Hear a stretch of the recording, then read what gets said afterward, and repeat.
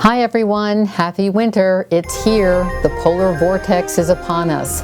And you know, it is going to be fun this winter with a lot of good snow. It's a little early for us, but let's embrace it because it's going to be around for a while. So I've noticed that there are a lot of pom-poms being used as gift decorations and party embellishments. So between winter and pom-poms, I thought, you know, not just could I make pom-poms, but they could also be used as snowballs. So I set out to learn how to make my own. I know that there are implements that you can purchase to help make your own pom-poms, but I thought, what can I do to make mine from around the house? So I decided to experiment, and what I decided was to use 3x5 index cards, and I stapled 10 to 12 of them together. And let me show you. So here's my index cards. I have wrapped yarn around the stack of index cards 100 times.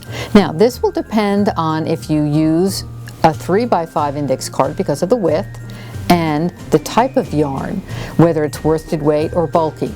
That's where you come in and experiment. So my experiment, I preferred the worsted weight yarn 100 times around the 3x5 index cards. So after you wrap it off and you cut it from your skein, now you're going to make a tie on either side. So slide a piece of yarn from your skein, and it will be the same color. I'm using blue as a different color so you can see. See how I slid it underneath here? And now you're going to make a very tight square knot on either side, on both sides I should say. Make a square knot on both sides. A square knot is right over left and left over right. Okay.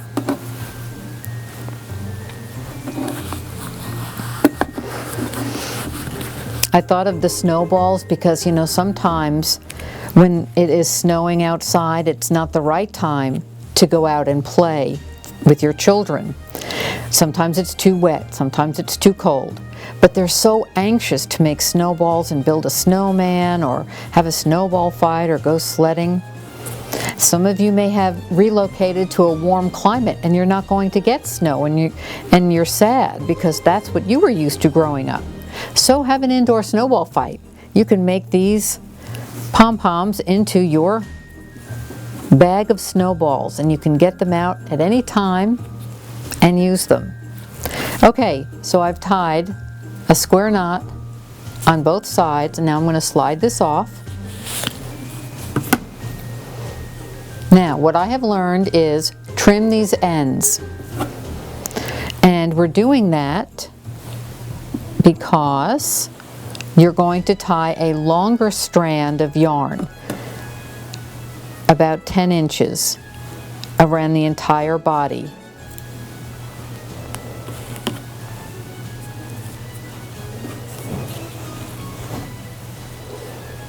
After you've done this, I'm going to wrap the longer piece of blue yarn around both sides that have the individual ties. So here we go, wrapped it around. Now I'm going to make another square knot. And do it very tightly. The method that I'm showing you is a combination of several videos that I had seen. And I do like tying both sides as well as once around the middle because it gives you that extra strength to hold all the pieces, because what you do now is you cut the loops. And this is the making of the snowball.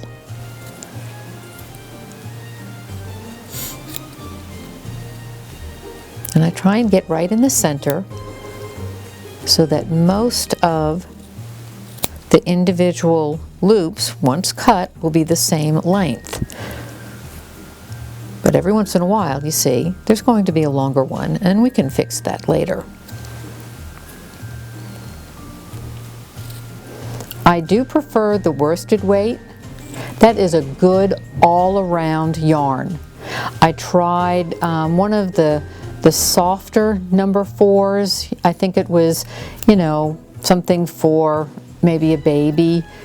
I don't really remember, but it looked great because when I shook this snowball, it became fuzzy all on its own. So it plumped up.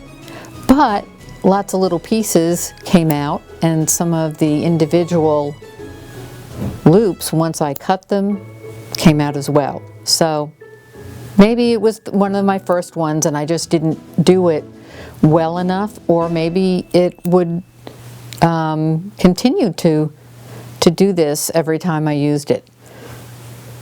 Definitely use your yarn scraps, or if you're not a knitter or crocheter where you would have a lot of yarn, if you like this idea, then make an investment in one skein of worsted weight yarn, and that way then you have a means for a ton of fun.